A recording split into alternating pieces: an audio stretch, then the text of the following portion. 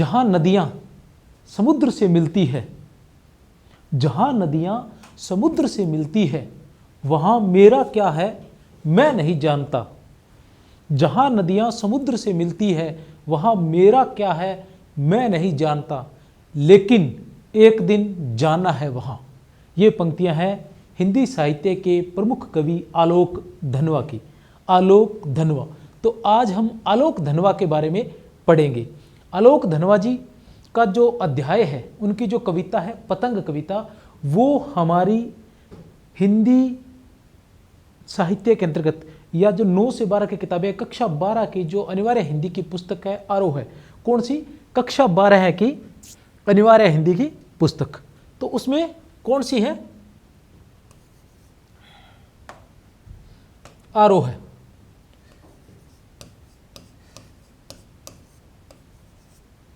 आरोह है भाग 2। कौन सी है ये? कक्षा 12 है। कक्षा 12 की आरोह है भाग 2। कौन सी पुस्तक है ये? अनिवार्य हिंदी। इसके अंतर्गत हम पढ़ेंगे आलोक धनवा को, जिसमें आलोक धनवा की जो पतंग कविता है वो संकलित है आलोक धनवा की। तो आलोक धनवा के बारे में हम सबसे पहले देख लेते हैं कि आलोक धनवा का जन्म हुआ था 2 जुलाई 1948 ईस्वी को। 2 जुलाई 1948 को जन्म स्थान था उनका मुंगेर, बिहार में। कहाँ जन्म हुआ था? मुंगेर, बिहार में 2 जुलाई 1948 ईस्वी को। कौन? आलोक धनवा। तो आलोक धनवा के बारे में मैं थोड़ा सा बता देता हूं किस तरह से कि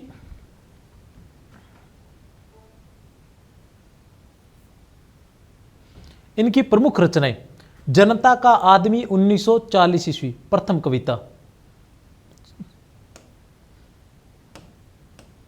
1972 ईस्वी। कब किया ये? 1972 ईस्वी में। ये त्रुटि है, ठीक है। 1972 ईस्वी में जनता का आदमी 1972 ईस्वी। आलोक धनवा जनता का आदमी 1972 ईस्वी में, यह इनकी प्रथम कविता थी। आलोक धनवा की जनता का आदमी 1972 ईस्वी प्रथम कविता थी। भागी हुई लड़कियां इनकी दूसरी कविता है। ब्रूनो की बेटियां हैं और दुनिया रोज बनाती है। दुनिया रोज बनती है 1998 ईस्वी में प्रकाशित इनका एकमात्र काव्य संग्रह। 1998 ईस्वी में प्रकाशित इनका एकमात्र काव्य संग्रह।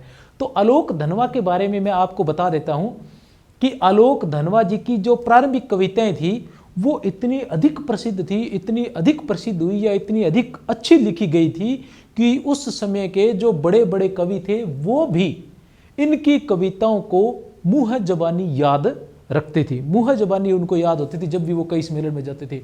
तो अधिकतर लोगों में इतनी अधिक प्रसिद्ध होगी कि उसकी वजह से उन अपेक्षाओं पर खरा उतरने के लिए कि कहीं इनकी जो कविताएं हैं कहीं कमजोर न पड़े, क्योंकि लोगों की अपेक्षाएं इनसे बहुत ज़्यादा हो गई थी। बहुत अच्छी कविताएं थी इनकी, इसलिए उन्होंने कभी भी थोक में कविताएं नहीं लिखी उन लोगों की अपेक्षाओं पर उतरने के लिए। इसलिए जहां उन्होंने 1972 ईस्वी में लिखना शुरू किया था, प्रारंभ किया था, कब? 1972 ईस्वी में इनका प्रथम कविता आई थी जनता का आदमी, और इनका पहला काव्य संग्रह आते आते 1998 ईस्वी। इतने वर्ष लग गए, लगभग 26 वर्ष मुझे लग रहा है, 26 वर्ष, लगभग 26 वर्षों में इन्होंने एक काव्य संग्रह, जहां अन्य कवि एक एक साल में या 6 महीनों में एक काव्य संग्रह लिख देते हैं, वहां इनको 26 वर्ष लग गए सिर्फ अपेक्षाओं पे। तो इन्होंने कभी भी अधिक नहीं लिखा, कभी भी थोक में नहीं लिखता था आलोक धनवा।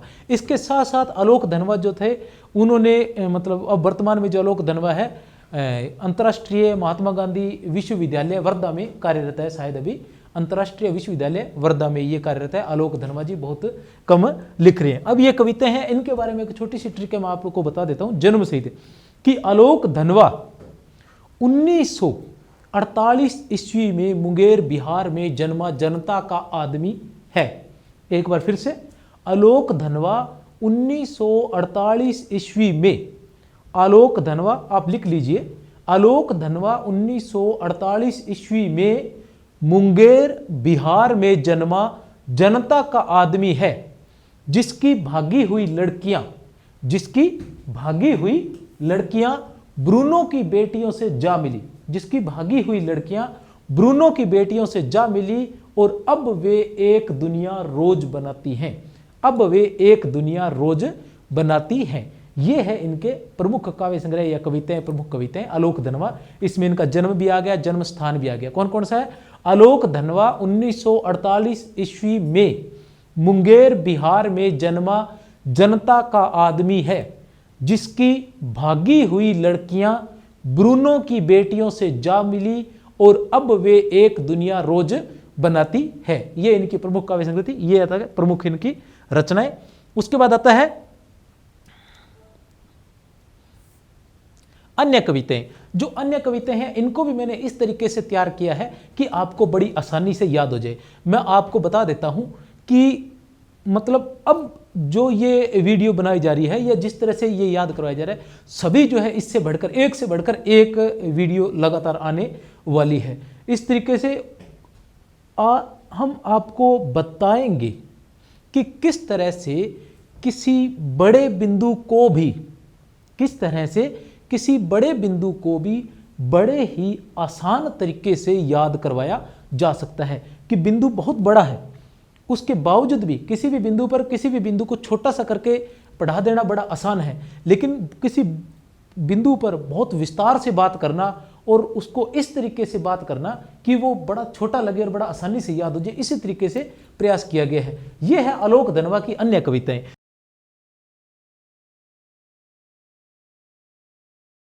अन्य कविताएं क्या है? देखिए, मैंने इनको अलग अलग समूह में विभाजित कर दिया है। ये देखिए अलग अलग समूह में, ये है 1 2 3 4 कविताएं। इसमें कौन कौन सी कविताएं हैं? जिलाधीश, भूखा बच्चा, सवाल ज्यादा और गोली दागो पोस्टर। ये इनकी प्रमुख कविताएं। कविताएं काफी लिख चुके हैं, ये इनकी प्रमुख कविताएं हैं। कौन कौन सी है? जिलाधीश, भूखा बच्चा, सवाल ज्यादा, गोली दागो पोस्टर। इसको किस तरीके से याद कर सकते हैं कि जिलाधीश ने कहा, जिलाधीश ने कहा भूखा बच्चा सवाल ज्यादा करता है। जिलाधीश ने कहा भूखा बच्चा सवाल ज्यादा करता है, गोली दागो। इसको गोली दागो पोस्टर, ये पोस्टर साथ में आ जाएगा। एक बार फिर से बता देता हूं कि जिलाधीश ने कहा भूखा बच्चा सवाल ज्यादा करता है, इस पर गोली दागो पोस्टर। इसी तरह से ये इसकी अन्य जो कविताएं हैं इनको मैंने अलग से फिर विभाजित किया है कि चेन्नई में कोयल, चेन्नई में, ये इनकी कविता है किसकी? आलोक धनवा की अन्य प्रमुख कविताएं।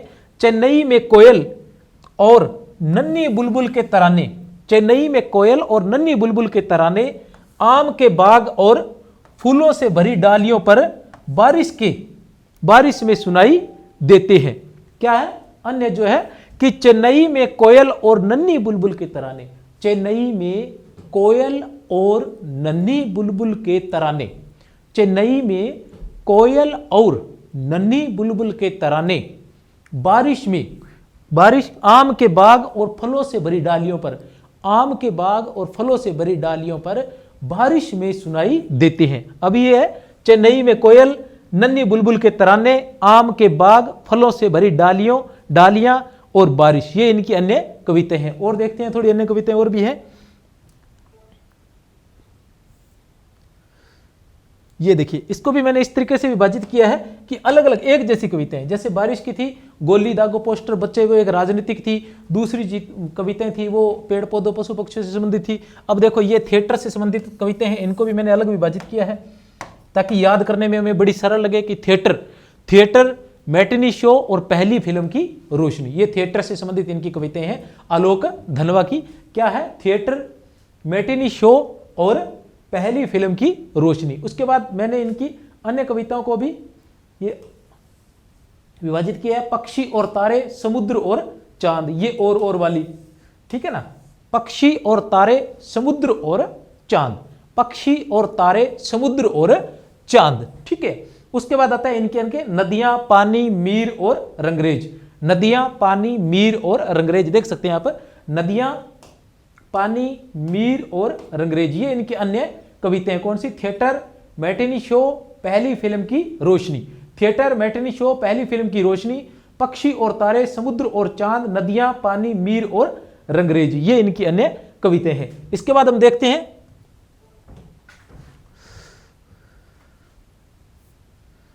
इनको मिलने वाले सम्मान, प्रमुख पुरस्कार इनको कौन कौन से प्राप्त हुए थे। उनमें सबसे पहले आ जाता है पहल सम्मान। कौन सा आ जाता है? पहल सम्मान। उसके बाद आता है राहुल सम्मान, ठीक है, पहल सम्मान, राहुल सम्मान, बनारसी प्रसाद भोजपुरी सम्मान, बिहार राष्ट्र भाषा परिषद साहित्य सम्मान, ये इनको पुरस्कार प्राप्त हुए थे, पहल सम्मान। इसके अलावा रघुवीर सहाय सम्मान भी बताते हैं कि इनको प्राप्त हुआ था, रघुवीर सहाय सम्मान, पहल सम्मान, राहुल सम्मान, बनारसी प्रसाद भोजपुरी सम्मान, बिहार राष्ट्र भाषा परिषद सम्मान को।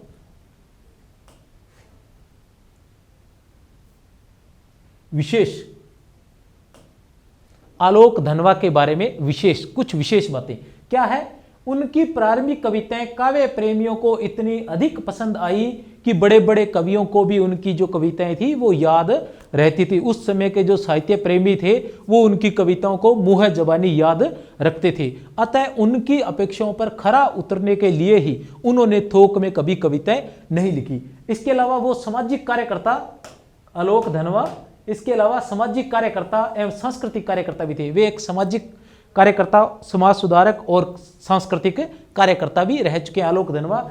जमशेदपुर में अध्ययन मंडलियों का उन्होंने संचालन भी किया था। जमशेदपुर में अध्ययन मंडलियां, अलग अलग अध्ययन करने के लिए जो मंडलियां बनाई गई थी उनका उन्होंने संचालन भी किया था। और वर्तमान में वे महात्मा गांधी अंतरराष्ट्रीय हिंदी विश्वविद्यालय वर्धा में कार्यरत है। वर्तमान में महात्मा गांधी अंतरराष्ट्रीय विश्वविद्यालय में कार्यरत है। एक बार आप देख सकते हैं, चाहे तो स्क्रीनशॉट जो भी जैसे भी है, ठीक है। उसके बाद आते हैं हम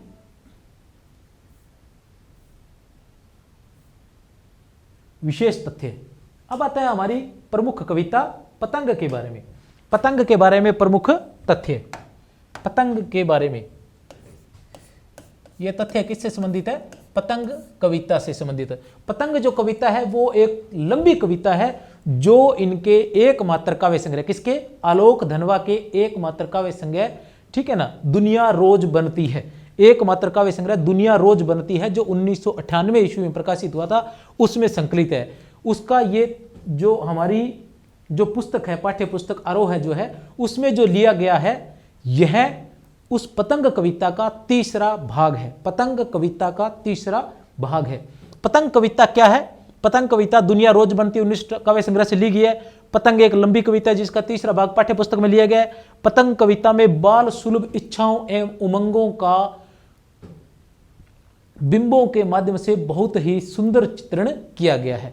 बाल सुलभ इच्छाओं और उमंगों का, पतंग के साथ साथ किसका वर्णन किया गया, पतंग के साथ कि बालक, छोटे बच्चे की या छोटे बच्चों की जो इच्छाएं होती हैं, जो उमंगे होती है, उनका बिंबों के माध्यम से बहुत ही सुंदर चित्र किया गया है। उसके साथ साथ पतंग जो कविता है यह एक प्रतीकात्मक शैली में लिखी गई कविता है। बिंब जो पतंग कविता है यह प्रतीकात्मक शैली में लिखी गई कविता है। एक बार फिर से बता देता हूं कि पतंग जो कविता है यह कविता हमारी आरोह की पुस्तक से ली गई है, आरोह की पुस्तक में ली गई है।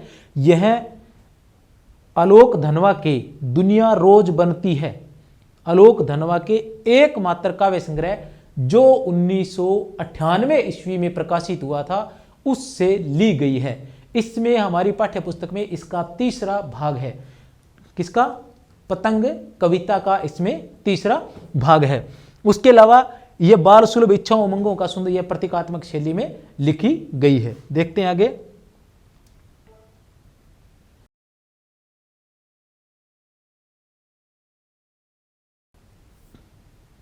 अब आती है अपनी पतंग कविता। कौन सी, पतंग कविता किस शैली में लिखी गई है पतंग कविता,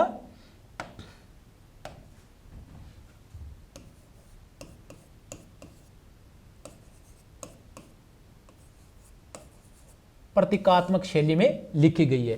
किससे संकलित है ये, दुनिया रोज बनती है, दुनिया रोज बनती है, एकमात्र काव्य संग्रह जो 1998 ईस्वी में प्रकाशित हुआ था। एकमात्र काव्य संग्रह दुनिया रोज बनती है आलोक धनवा का 1998।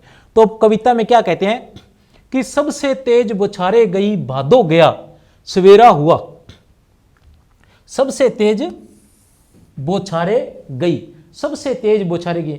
एक आप काम और भी कर सकते हो कि इधर देखने के साथ साथ आप अपनी पाठ्य पुस्तक को भी खोल कर बैठ सकते हो, उससे आप आसानी से पढ़ सकते हो। जो मैं लिखवा रहा हूँ वो अपनी पाठ्य पुस्तक में भी आप लिख सकते हो, इससे कि आपको आसान हो जाएगा बाद में जब भी आपको याद करना होगा, ठीक है ना। वीडियो देखने की ज़्यादा आवश्यकता नहीं रहेगी, आप पाठ्य पुस्तक से भी याद कर सकते हो। तो पाठ्य पुस्तक खोल कर बैठो तो आसान रहेगा। बाकी मैंने इस तरीके से किया है कि आपको ये भी दिखता रहे। सबसे तेज बौछारे गई भादो गया। अब बौछारे गई भी जो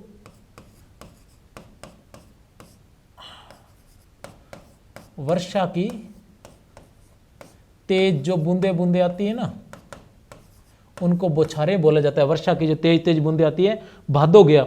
तो भादो जो महीना माना जाता है, ऐसा कहा जाता है कि भादो महीने में वर्षा होती है और उसके जाने के बाद फिर वर्षा ऋतु शरद ऋतु आ जाती है। और शरद ऋतु में वर्षा नहीं होती, धूल भरी आंधियां भी नहीं चलती और मौसम बिल्कुल साफ हो जाता है। ठीक है, मौसम बिल्कुल साफ हो जाता है। तो यही इसके माध्यम से बताया गया, भूमिका बनाई गई है पतंग के लिए। ठीक है ना। क्या कहा गया है कि सबसे तेज बौछारें गई, जो तेज तेज बारिश थे, मौसम था बारिश का, तेज तेज बारिश का या अंधड़ का जो मौसम था वो चला गया। ठीक है ना, क्योंकि भादो का महीना चला गया है। सवेरा हुआ, अब नया सवेरा है। सवेरा मतलब बिल्कुल अब जो दिन होते हैं वो बहुत साफ नजर आते हैं। खरगोश की आंखों जैसा लाल। सवेरा, सवेरा क्या है, किसके जैसा है, खरगोश की आंखों जैसा लाल। लाल क्यों है, क्योंकि गर्मियों में क्या होते हैं, अधिक आंधियां चलने के कारण, धूल के कारण जो सूर्य जो सुबह उगता है तो वो साफ दिखाई नहीं देता, लेकिन शरद ऋतु में सूर्य जब उगता है तो वो लाल दिखाई देता है। अब उपमा किसकी दी गई है, खरगोश की आंखों के समान। किसके समान है वो, खरगोश की आंख के समान। खरगोश की आंख के समान, खरगोश की आंख कैसी बताई गई, लाल। ठीक है ना, तो उसके समान बिल्कुल लाल दिखाई दे रहा है सूर्य। जिस तरह वो कहानी है ना, हनुमान जी की कहानी है कि हनुमान जी ने सूर्य को देखा तो उनको लगा कि ये कोई लाल फल है, और वो उस लाल फल को तोड़ने के लिए, खाने के लिए चले जाते हैं और जाकर उस सूर्य को मुंह में डाल लेते। तो उसी तरह ये जो सूर्य है किसके समान दिखाई दे रहा है, खरगोश की लाल आंख के समान। शरद आया पुलों को पार करते हुए। किसको पार करते हुए, शरद आया पुलों को पार करते हुए। जो शरद ऋतु है वो समय को पार करते हुए, ठीक है ना, समय को पार करते हुए आ गई है। अब क्या कह रहे हैं, अपनी नई चमकीली साइकिल, अपनी नई चमकीली साइकिल तेज चलाते हुए। अब चमकीली साइकिल के लिए हम ये भी प्रयोग कर सकते हैं कि चमकीली साइकिल मतलब जैसे ही मतलब शरद ऋतु आती है तो जो सूर्य होता है उसका प्रकाश बहुत अधिक तेज रहता है, चमकीला रहता है। तो उसी को वो कह रहे हैं कि चमकीली तेज साइकिल चलाते हुए। घंटी बजाते हुए जोर जोर से, घंटी बजाते हुए जोर जोर से, चमकीले इशारों से बुलाते हुए पतंग उड़ाने वाले बच्चों के झुंड को। चमकीले इशारों से, चमकीले मतलब एकदम साफ रोशनी से, बिल्कुल तेज रोशनी के कारण भी सूर्य एकदम बिल्कुल साफ दिखाई दे रहा है। आकाश जो है बिल्कुल साफ हो गया है, उसकी वजह से सूर्य साफ दिखाई दे रहा है। और ऐसे साफ मौसम के कारण, जो साफ मौसम है उसमें शरद ऋतु बच्चों के झुंड को बुला रही है कि मौसम बिल्कुल साफ हो गया है, ठीक है ना, और तुम ऐसे मौसम के अंदर पतंग उड़ा सकते हो। पतंगों को बुलाया जा रहा है। अब आगे देखते हैं थोड़ा सा। सबसे तेज बौछारे गई भादो गया। सबसे तेज बौछारे गई भादो गया। अब आगे चलते हैं, इसके बारे में आगे बता देंगे। वैसे सबसे तेज बौछारे गई भादो गया, तो इसमें क्या होगा, सबसे तेज बौछारे गई भादो गया। बिंबात्मक कविता है, बिंबों का प्रयोग किया, गतिशील दृश्य बिंब है। सबसे तेज बौछारे गई और भादो गया। उसके बाद आता है खरगोश की आंखों जैसा लाल सवेरा। खरगोश की आंखों जैसा लाल, खरगोश की आंखों जैसा कौन सा आ जाएगा यहाँ, उपमा अलंकार आ जाएगा। किसके समान, खरगोश की आंखों जैसा लाल, उपमा अलंकार सवेरा। शरद आया पुलों को पार करते हुए। अब शरद आया पुलों को पार करते हुए, अब शरद ऋतु है वो पुलों को पार करते हुए आ रही है, तो कौन सा अलंकार होगा, मानवीकरण अलंकार होगा। मानवीकरण अलंकार कौन सा होता है, मानवीकरण अलंकार वहां होता है जहां निर्जीव वस्तुओं पर, ठीक है ना, निर्जीव वस्तुओं में जो जीवित व्यक्ति है, प्राणी है, उसकी जो क्रियाएं हैं, उसके जो कार्य हैं, उसके जो गुण हैं, उन सब का उस पर आरोप किया जाता है, तो वो क्या है, वहां मानवीकरण अलंकार कहलाता है। एक बार फिर से बता देता हूं कि मानवीकरण अलंकार में क्या होता है कि निर्जीव वस्तुओं को सजीव वस्तुओं के समान दिखाया जाता है। निर्जीव वस्तु हैं उनको इस तरीके से दिखाया जाता है जैसे सजीव कोई वो सजीव हो। जो सजीव चीजें जो कार्य कर सकती हैं, जो क्रियाएं कर सकती है, जो गुण सजीव में होते हैं वही निर्जीव में दिखाए जाते हैं। जैसे शरद ऋतु है तो शरद ऋतु अपने आप में निर्जीव है, लेकिन उसको किसी इंसान की तरह क्या दिखाया गया, पुलों को पार करते हुए, अपनी नई चमकीली साइकिल तेज चलाते हुए, घंटी बजाते हुए जोर जोर से। जोर जोर से में कौन सा है, पुनरुक्ति प्रकाश अलंकार। कौन सा आ जाएगा, पुनरुक्ति प्रकाश अलंकार। जोर जोर से पुनरुक्ति प्रकाश अलंकार। पुनरुक्ति मतलब पुनः उक्ति, कोई उक्ति फिर से दो बार आती है तो वहां पुनरुक्ति प्रकाश अलंकार होता है। ठीक है ना, पहले भी आपको बता चुका हूं, एक आधा उदाहरण बता चुका हूं कि मधुर मधुर मेरे दीपक चल, पल पल प्रतिपल, ठीक है ना, प्रियतम का पथ आलोकित कर, पुनरुक्ति प्रकाश। चमकीले इशारों से बुलाते हुए, चमकीले इशारों से बुलाते हुए पतंग उड़ाने वाले बच्चों के झुंड को। आगे देखते हैं कविता, ये बात आगे फिर एक बार आपको कविता ही करवाएंगे। चमकीले इशारों से बुलाते हुए और आकाश को इतना मुलायम बनाते हुए, आकाश को इतना मुलायम बनाते हुए,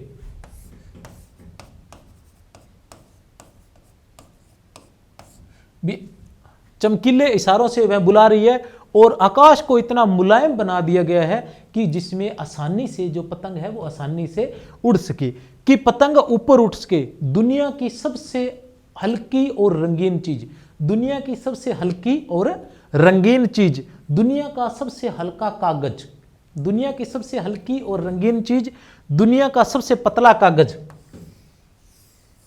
ठीक है, और बांस की सबसे पतली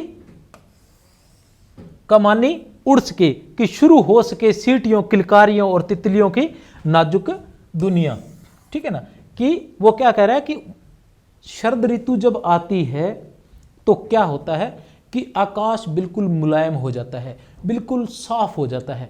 ठीक है, तो जब साफ हो जाता है तब वो शरद ऋतु बच्चों को बुला रही है कि आकाश बिल्कुल साफ हो गया है, आप लोग आइए। और वो उसको साफ इसलिए बनाया गया है ताकि सबसे पतली और हल्की चीज पतंग जो है वो हवा में उड़ सके, सबसे पतला जो कागज है वो हवा में उड़ सके, सबसे पतली जो बांस की हल्की जो बांस की डंडी है वो हवा में उड़ सके, और ताकि शुरू हो सके सीटियों किलकारियों की, मतलब जैसे ही पतंग उड़ेगी, पतंग का जब मौसम आता है और बच्चे पतंग उड़ाते हैं तो वो सीटियां बजाते हैं, किलकारियां भरते हैं, जोर जोर से चिल्लाते हैं, तो ये सारा मौसम शुरू हो सके। और क्या हो सके, तितलियों की नाजुक दुनिया, तितलियों की नाजुक दुनिया शुरू हो सके, तितलियों की नाजुक दुनिया।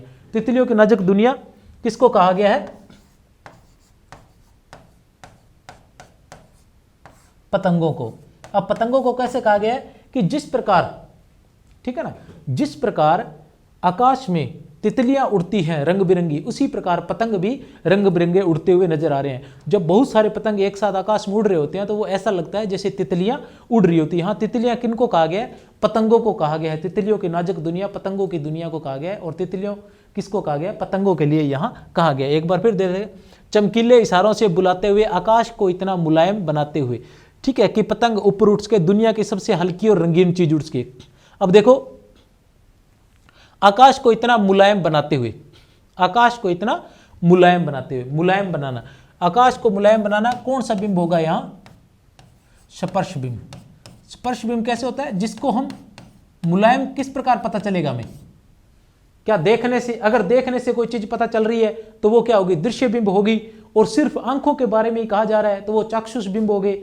और अगर किसी चीज को, जैसे मुलायम चीज है, मुलायम को क्या करेंगे, देखने से पता चलेगा मुलायम है या नहीं है, नहीं चलेगा, ठीक है ना। और उसके लिए हमें क्या करना पड़ेगा, उसके लिए हमें उसे स्पर्श करना पड़ेगा, तभी हमें पता चलेगा कि ये मुलायम है या कठोर है। तो जिसको स्पर्श, तो कौन सा बिंब हो जाएगा यहाँ, स्पर्श बिंब हो जाएगा। दुनिया की सबसे हल्की और रंगीन चीज, देखो दुनिया की सबसे हल्की, इन तीनों पंक्तियों में सबसे जो दे रखा है, सबसे हल्की और रंगीन चीज, सबसे पतला कागज, सबसे पतली कमानी, इन सब में कौन सा अलंकार होगा,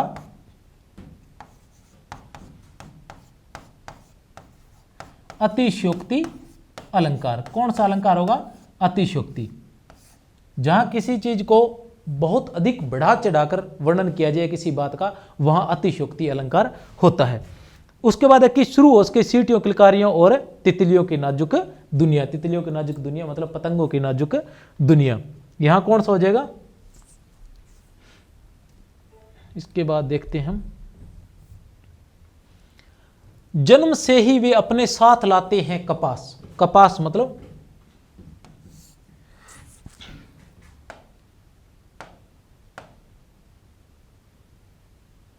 कोमलता।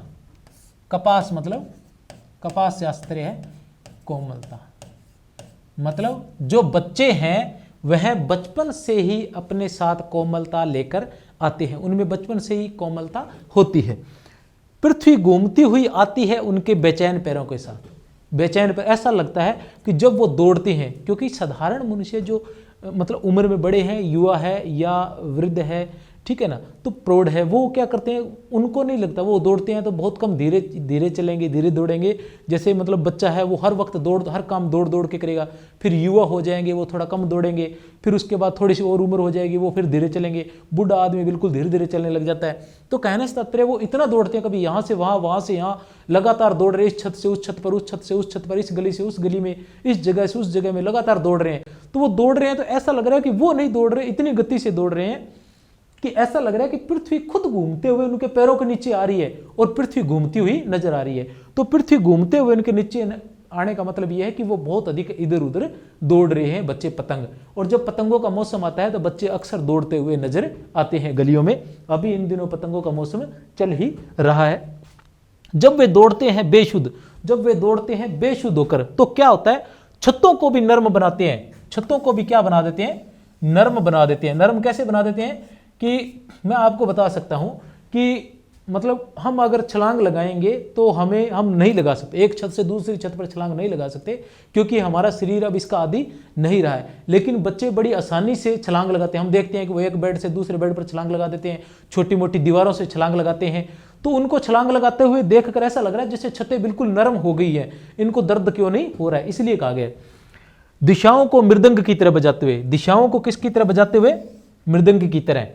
क्या तात्पर्य है दिशाओं को मृदंग की तरह? कि जब वे दौड़ते हैं तो चारों दिशाओं से आवाजें आती हैं, ऐसे लग रहा है जैसे दिशाएं बज रही है। किसके समान? मृदंग के समान। क्यों? क्योंकि जैसे ही वो छतों पर कूदते हैं, कोई इस छत पर कूद रहा है, कोई उस छत पर कूद रहा है, कोई यहां कूद रहा है, कोई वहां कूद रहा है, तो ये छतों की जो आवाज होती है वो मृदंग के समान होती है। और वो ऐसे चारों दिशाओं से, मतलब चारों दिशाओं में जो बच्चे हैं वो घूम रहे हैं, चारों दिशाओं में ही बच्चे कहीं न कहीं दौड़ रहे हैं, छतों पर कूद रहे हैं। तो इस वजह से चारों दिशाओं से जो आवाजें हैं उनके कूदने की छतों पर, वो ऐसे लग रही है जैसे मृदंग बज रही हो। जब वे पैंग भरते हैं, पैंग भरने का मतलब होता है झूला झूलना। पैंग भरने का मतलब होता है झूला झूलना। झूला झूलना किसके साथ? झूला झूलना पतंग के साथ। वे पतंग को हाथ में पकड़कर जब उड़ते हैं या दौड़ते हैं तो ऐसा लग रहा है, ऐसा लगता है जैसे उनके वो खुद भी हवा में उड़ रहे हैं या झूला झूल रहे हैं, पतंग पर झूला झूल रहे हैं। डाल की तरह लचीले वेग से वे अक्सर, डाल की तरह, जैसे डाल लचीली होती है उसी तरह वो भी लचीले नजर आते हैं, कभी किधर चले जाते हैं, कभी किधर चले जाते हैं। तो ये बताया गया है कि जन्म से ही वे अपने साथ लाते हैं कपास। वे जन्म से ही अपने साथ कोमलता लाते हैं। पृथ्वी घूमती हुई आती है उनके बेचैन पैरों के पास। जब वे दौड़ते हैं बेसुध, छतों को भी नर्म बनाते हुए, दिशाओं को मृदंग की तरह बजाते हुए, जब वे पेंग भरते हुए चले आते हैं डाल की तरह लचीले वेग से अक्सर। यहां देखिए जन्म से ही अपने साथ लाते हैं कपास। यहां कौन सा अलंकार होगा? रूप का शोक्ति अलंकार। कौन सा अलंकार होगा कपास में? रूप का अतिशोक्ति अलंकार। ठीक है ना। वे जन्म से ही अपने साथ लाते हैं कपास। अब कपास में कौन सा होगा? मतलब रूप का अतिशोक्ति अलंकार। अब रूप का अतिशोक्ति कौन सा अलंकार है? अतिशोक्ति अलंकार का ही एक भेद है।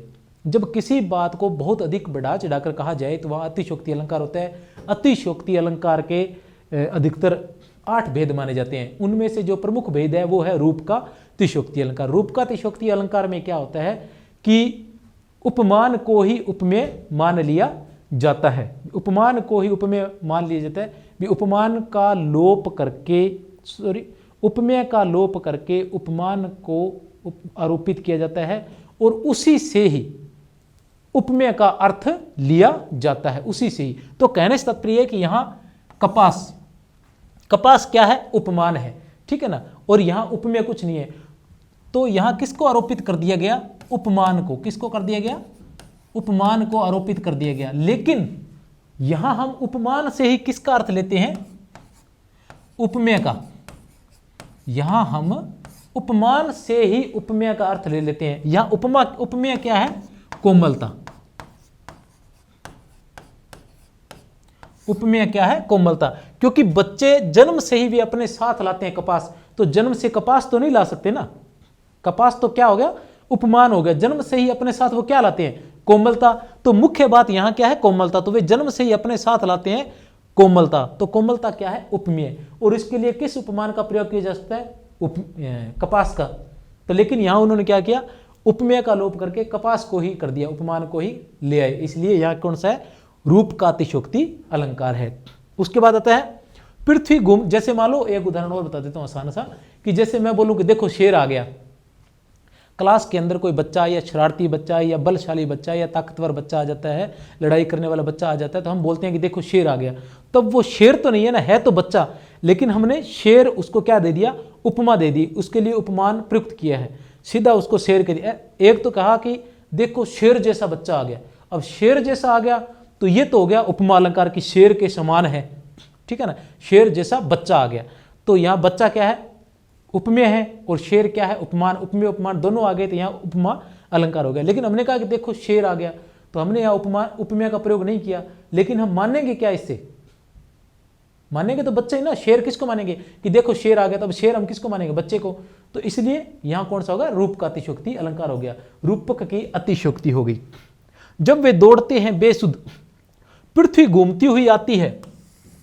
अब पृथ्वी घूमती हुई आती है, पृथ्वी घूमती हुई आ रही है, ठीक है ना, पैरों के नीचे। अब किस तरह से? तो ये घूमती हुई, घूमते हुए आता मतलब मानव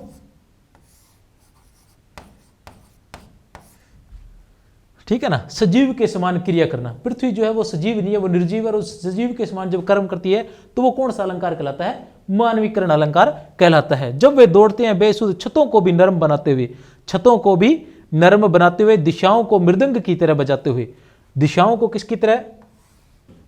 मृदंग की तरह बजाते हुए। जब वे पेंग भरते हैं, चले आते हैं डाल की तरह लचीले वेग से। अक्सर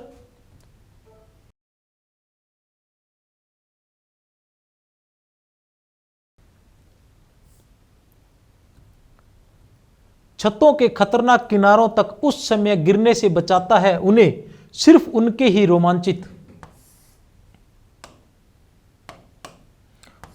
रोमांचित शरीर का संगीत। पतंगों की धड़कती ऊंचाइयां उन्हें थाम लेती हैं। उन्हें कौन बचाता है? उनका जो रोमांचित शरीर है वही बचाता है। जब वो दौड़ते हुए आते हैं, एक छत से दूसरी छत पर जाते हैं, तो उनका जो शरीर होता है, शरीर का जो रोमांच होता है, वही उनको बचाता है। उनके अंदर बहुत अधिक तेजी आ जाती है, बहुत अधिक ऊर्जा आ जाती है, वही उनको बचाती है। पतंगों की धड़कती ऊंचाइयां उन्हें थाम लेती हैं।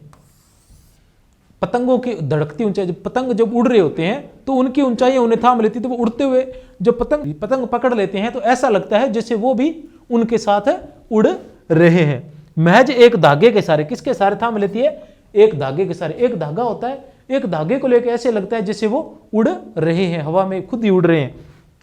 पतंगों के साथ साथ में कौन सा होगा? पुनरुक्ति प्रकाश अलंकार। वे भी उड़ रहे हैं अपने रंध्रों के सहारे। ऐसा लग रहा है उनके भी जो जैसे रंध्र जो होते हैं, ठीक है ना, शरीर के, वो उनके ऐसा लग रहा है कि वो रंध्रों के सहारे उड़ रहे हैं, ठीक है ना। किस प्रकार? जैसे बच्चे पतंग लेके दौड़ते हैं, ठीक है, तो वो पतंग के पीछे या पतंग को हाथ में लिए हुए इतनी तेज गति से दौड़ते हैं कि ऐसा महसूस होता है कि पतंग तो उड़ रही है, लेकिन वो भी उसके साथ साथ उड़ रहे हैं। उस और किसके सहारे? एक पतले से धागे के सहारे वो भी उड़ रहे हैं।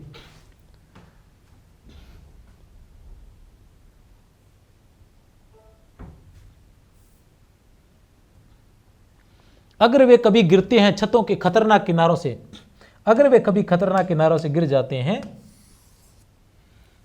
तो और बच जाते हैं, तब तो और भी निडर होकर सुनहले सूरज के सामने आते हैं। पृथ्वी और भी तेज घूमती हुई आती है उनके बेचैन पैरों के पास। अब देखिए, पहले भी ऐसी बात आती है, पृथ्वी घूमती हुई आती है बेचैन उनके पैरों के पास।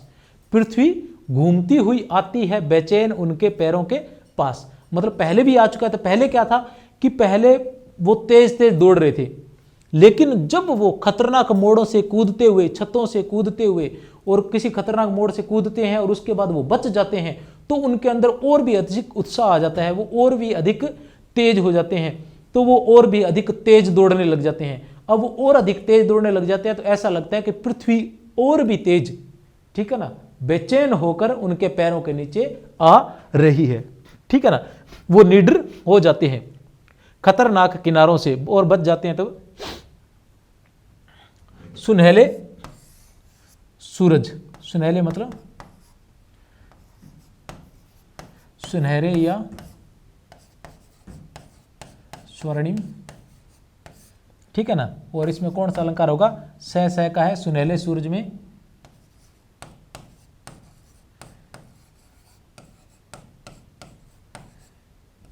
छेकानुप्रास अलंकार। कौन सा अलंकार होगा, छेकानुप्रास अलंकार होगा।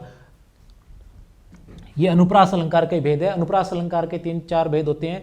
एक हो गया छेकानुप्रास हो गया, एक वृत्तीय अनुप्रास हो गया, ठीक है ना, एक लाटानुप्रास हो गया। इस तरह से 3-4 भेद होते हैं अनुप्रास अलंकार के, तो उन्हीं में से एक है छेकानुप्रास। छेकानुप्रास में क्या होता है, सह दो या मतलब 2 वर्णों की आवृत्ति, ठीक है ना, जहां होती है वहां छेकानुप्रास अलंकार होता है। जहां वर्ण की 2 बार आवृत्ति होती है वहां छेकानुप्रास अलंकार होता है, ठीक है।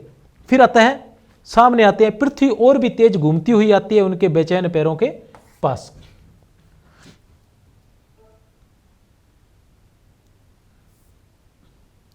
अब पतंग कविता में बिंब विधान, तो ये कविता कौन सी थी, बिंबात्मक कविता है।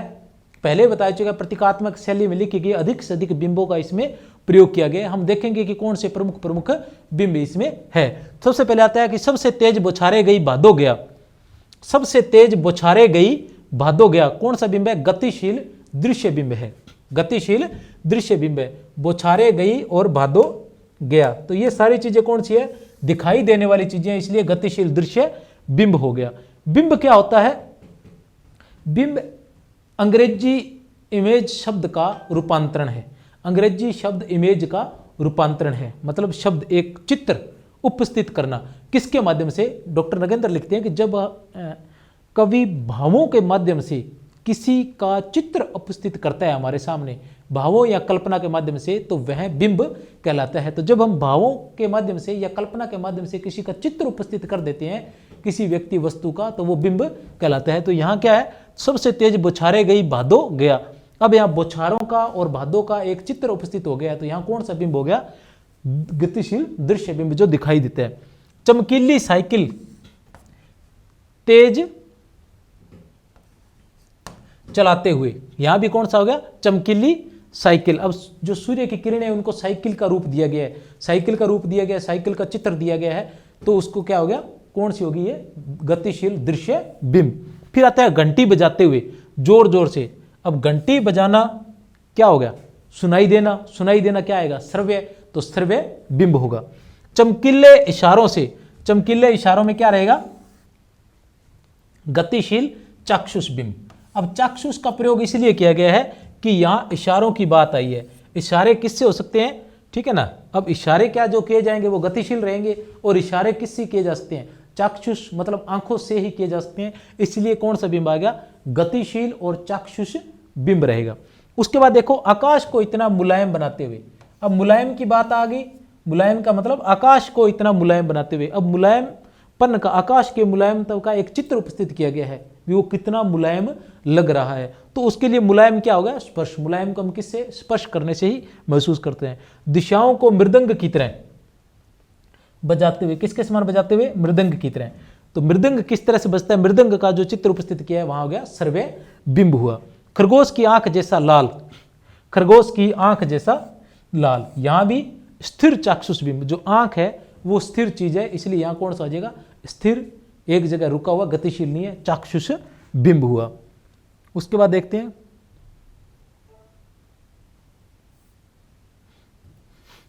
पतंग कविता में अलंकार विधान, पतंग कविता में आए हुए अलंकार। ठीक है, कौन कौन से अलंकार है? देखो, जन्म से ही वे अपने साथ लाते हैं कपास, जन्म से ही वे अपने साथ लाते हैं कपास, तो किस में है? कपास में। कौन सा अलंकार है? रूप का अतिशयोक्ति अलंकार। कौन सा अलंकार है? रूप का अतिशयोक्ति अलंकार। जन्म से ही वे अपने साथ लाते हैं कपास, कर चुके हैं पहले।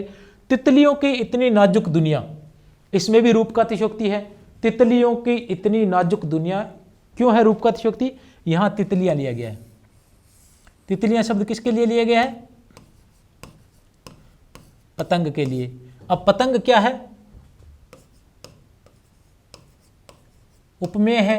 पतंग तो है उपमेय और तितलियां का है उपमान है, लेकिन यहां क्या कर लिया गया?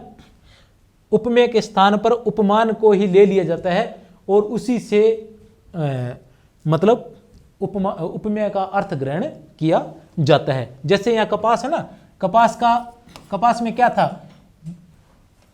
कपास क्या है? ये तो उपमान है, और कपास का जो उपमेय है वो क्या है? कोमलता। ठीक है, उसके बाद आता है पृथ्वी घूमती हुई आती है उनके पैरों के पास। अब पृथ्वी जो निर्जीव है वो कैसे किसी के पास चलकर आ सकती है? लेकिन इसको दिखाया गया ऐसे है कि जैसे वो चलकर आ रही है। तो जब कोई निर्जीव वस्तु सजीव वस्तु जैसी या सजीव व्यक्ति के समान कार्य करती है तो वो क्या कहलाता है? वहां कौन सा अलंकार होता है? मानवीकरण अलंकार होता है। उसी तरह हम देखते हैं शरद आया पुलों को पार करते हुए। अब जो शरद ऋतु है वो क्या है? निर्जीव है। तो शरद ऋतु जब आई है पुलों को पार करते हुए। अब शरद ऋतु आने का एक अलग तरीका है, लेकिन वो पुलों को पार करते आ रही है। पुलों को पार करते हुए मतलब जैसे कोई मनुष्य पुलों को पार करते हुए, जैसे कोई व्यक्ति, कोई सजीव प्राणी पुलों को पार करते हुए आ रहा है, इसलिए तो यहां कौन सा हो गया? मानवीकरण अलंकार हुआ। फिर आता है जोर जोर से, पुनरुक्ति प्रकाश। जहां एक ही शब्द की आवृत्ति हो वहां पुनरुक्ति प्रकाश अलंकार होता है। जहां शब्दों की आवृत्ति हो, 2 या 2 से अधिक बार शब्दों की आवृत्ति होती है वहां पुनरुक्ति प्रकाश अलंकार होता है। और जहां वर्णों की आवृत्ति होती है वहां अनुप्रास अलंकार होता है। वर्णों की आवृत्ति जहां होती है वहां अनुप्रास अलंकार होता है। उसके बाद आता है दुनिया की सबसे हल्की और रंगीन चीज। अब इसमें देखो, सबसे हल्की और सबसे पतला कागज, तो कौन सा होगा? अतिशयोक्ति होगी। किसी चीज को क्या वास्तव में सबसे हल्की और सबसे रंगीन चीज होती है? पतंग नहीं, पतंग से तो बहुत सारी चीजें हल्की होती हैं। तो सबसे हल्की मतलब सभी से ही हल्की बता दिया, तो क्या होगा? ये अतिशयोक्ति होगी। ठीक है ना। और जहां किसी बात की अतिशयोक्ति होती है वहां कौन सा अलंकार होता है? अतिशयोक्ति अलंकार रहता है। सबसे पतला कागज अतिशयोक्ति अलंकार। सुनहले सूरज, स ये भी स आ गया, यह भी स आ गया। मैंने पहले बताया कि जहां वर्णों की आवृत्ति होती है वहां कौन सा अलंकार होता है? अनुप्रास अलंकार। जहां शब्दों की आवृत्ति होती है वहां तो होता है पुनरुक्ति प्रकाश अलंकार, और जहां वर्णों की आवृत्ति होती है वहां होता है अनुप्रास अलंकार। अब देखो शब्दों की आवृत्ति, जोर जोर ये रहा। अब देखो यहां शब्द की आवृत्ति हुई है, लेकिन अर्थ वही होना चाहिए। शब्द की 2 या 2 से अधिक बार आवृत्ति हो, लेकिन अर्थ प्रत्येक बार वही हो, तब वहां कौन सा होता है? पुनरुक्ति प्रकाश अलंकार होता है। लेकिन अगर शब्द की आवृत्ति हुई है 2 से या 2 से अधिक बार आवृत्ति हुई है, लेकिन अर्थ प्रत्येक बार भिन्न है, तो वहां कौन सा अलंकार हो जाएगा? यमक अलंकार हो जाएगा। कल भी बताया था मैंने, जैसे कनक कनक आ गया, कनक कनकते सोगुनी, कनक कनकते सोगुनी मादकता अधिकाय, वाह खाए पोराए जग, वाह खाए बोराए जग, वाह पाए बोराए जग। अब कनक कनक देखो यहां भी 2 बार आया, तो हम देखें कहीं कनक कनक 2 बार आ गया तो पुनरुक्ति प्रकाश होगा? नहीं, पुनरुक्ति प्रकाश तब होगा जब दोनों बार कनक कनक का अर्थ समान होता। लेकिन यहां कनक कनक का अर्थ अलग अलग है। एक बार कनक का अर्थ क्या है? दतूरा है, और दूसरी बार कनक का अर्थ क्या है? सोना है। ठीक है ना। एक बार कनक का अर्थ है दतूरा और दूसरी बार कनक का अर्थ है सोना। कवि कहना चाहते हैं कि कनक कनकते सोगुनी, जो सोना होता है ना वो दतूरे से भी अधिक मादक होता है, क्योंकि जो दतूरा है उसको तो खाने से नशा चढ़ता है, मादकता आती है। लेकिन सोना तो एक ऐसी चीज है कि जिसको अपने पास भी रख लिया तो भी उसका नशा चढ़ जाता है, इसलिए उसको अधिक मादक बताया गया। इसी तरह जैसे महादेवी वर्मा जी कहती हैं कि मधुर मधुर मधुर मधुर मेरे दीपक जल, मधुर मधुर मेरे दीपक जल। तो यहां भी मधुर मधुर शब्द 2 बार आया है, तो यहां क्या होगा? लेकिन दोनों ही बार मधुर मधुर का अर्थ एक ही है, इसलिए यहां भी क्या होगा? पुनरुक्ति प्रकाश अलंकार होगा। उसके बाद है खरगोश की आंख जैसा लाल सवेरा। अब खरगोश की आंख जैसा, आंख के समान लाल, जैसी आंख सवेरा, मतलब सवेरा किसके समान है? आंख के समान। जो सूर्य है सुबह का वो किसके समान है? खरगोश की आंख के समान बताया गया है। इसलिए यहां कौन सा अलंकार हो जाएगा? उपमा अलंकार हो जाएगा। कौन सा अलंकार हो जाएगा? उपमा अलंकार। उपमा अलंकार होते हैं, इसके साथ 3 भेद माने जाते हैं उपमा अलंकार के। थोड़ा सा बता देता हूँ बीच बीच में थोड़ा थोड़ा, तो उससे क्या थोड़ा थोड़ा याद रहते रहेगा, धीरे धीरे बाद में आसानी रहेगी। तो उपमा अलंकार के 3 भेद बताए जाते हैं। एक तो होता है पूर्णोपमा, जहां उपमा के सभी शब्दों का प्रयोग किया जाता है। उपमा के 4 भेद माने जाते हैं, 4 अंग माने जाते हैं, ठीक है। उन 4 अंगों का जिसमें प्रयोग हो तो वो क्या कहलाता है? उपमेय, उपमान, वाचक धर्म, वाचक शब्द और साधारण धर्म। उपमान के जो है उपमा अलंकार के 4 अंग माने जाते हैं। कौन कौन से? सबसे पहले आता है उपमेय, फिर आता है उपमान, फिर आता है साधारण धर्म और फिर आता है वाचक शब्द। ये 4 माने जाते हैं। जिसमें ये चारों अंग होते हैं वो तो कहलाता है पूर्णोपमा। अब उसमें से कोई एक अंग का लोप हो जाता है तो वो कहलाता है लुप्तोपमा, जिसमें किसी एक अंग का लुप्त हो। और एक होता है मालोपमा, जिसमें एक ही, ठीक है ना, एक ही उपमेय के लिए अनेक उपमानों का प्रयोग किया जाए, वह मालोपमा। मतलब उपमानों की एक माला सी पिरो दी जाती है। जैसे मुख है सुंदर चंचल सा, मुख है सुंदर कमल सा कोमल, मुख है सुंदर चंचल सा कोमल कमल समान। तो इस तरह से एक ही मुख के लिए 2-3 उपमानों का प्रयोग कर दिया गया है। उसके बाद दिशाओं को मृदंग की तरह बजाते हुए, की तरह का मतलब के समान, ठीक है ना, जो मृदंग बजती है, ठीक है ना, मानो जैसे मृदंग बज रहा हो। तो मानो का प्रयोग होता है किसमें? उत्प्रेक्षा में। मनो मनो जनु जनो, इनका प्रयोग उत्प्रेक्षा अलंकार में होता है। तो ये कौन सा होगा? दिशाओं को मृदंग की तरह बजाते हुए उत्प्रेक्षा अलंकार होगा। तो ये अलंकार है इसके। अभी देखते हैं कुछ और भी बाकी था।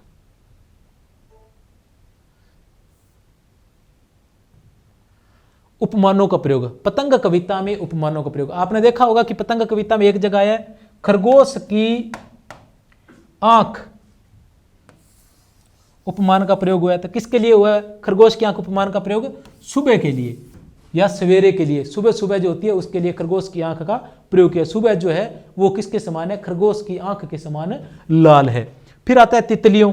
जो तितलियां उपमान का प्रयोग है वो किसके लिए हुआ है? पतंगों के लिए। आता है ना, तितलियों की नाजुक दुनिया, तितलियों की नाजुक दुनिया, पतंगों की दुनिया के लिए कहा गया है। और तितलियां शब्द किसके लिए आया है? पतंगों के लिए आया है। और तितलियों में कौन सा अलंकार था? रूप का अतिशयोक्ति अलंकार था।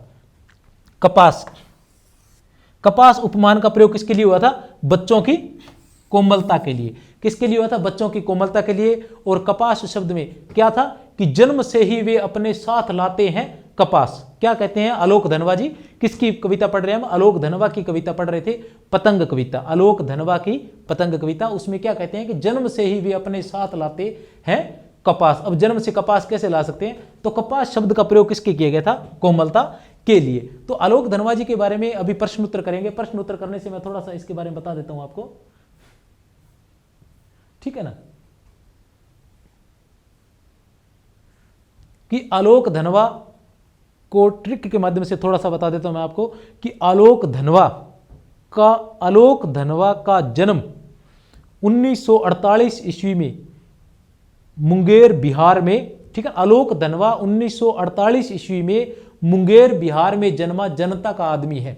आलोक धनवा 1948 ईस्वी में मुंगेर बिहार में जन्मा जनता का आदमी है, जिसकी भागी हुई लड़कियां ब्रूनो की बेटियों से जा मिली और अब वे एक दुनिया रोज बनाती